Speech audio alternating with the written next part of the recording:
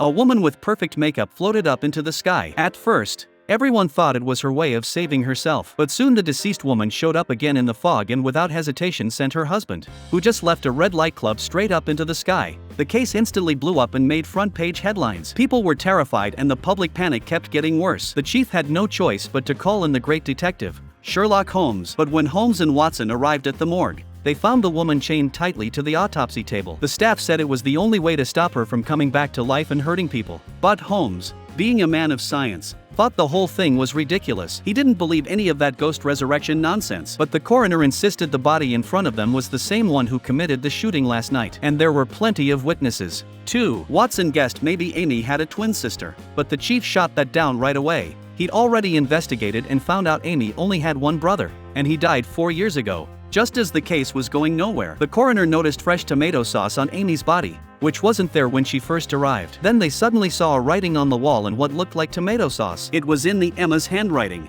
Fast forward to a month later. In that time, 5 more men had been killed. The chief told Holmes that every victim had been taken out by Amy right in their own homes, and the walls had more writing, with rice scattered all over the floor like some weird ritual that no one could explain. Just then, a visitor showed up at Holmes' place, a woman named Mrs. Carmichael. She said her husband recently got a strange letter. It didn't have any words, just 5 grams of some unknown fruit seeds. And that night, her husband freaked out, said he saw Amy. At first, she didn't think much of it, but the next morning, when she went looking for him in the backyard, she saw Amy to look. Now, Mrs. Carmichael was terrified the prediction would come true, so she rushed to Holmes for help. Holmes figured this could be the key to finally uncovering Amy's secret, so they all headed to Mrs. Carmichael's estate. When Holmes asked her husband about his past with Amy, he dodged the question, said it was all just his wife's imagination. But Holmes had a hunch there was definitely something hidden between him and Amy that nobody knew about.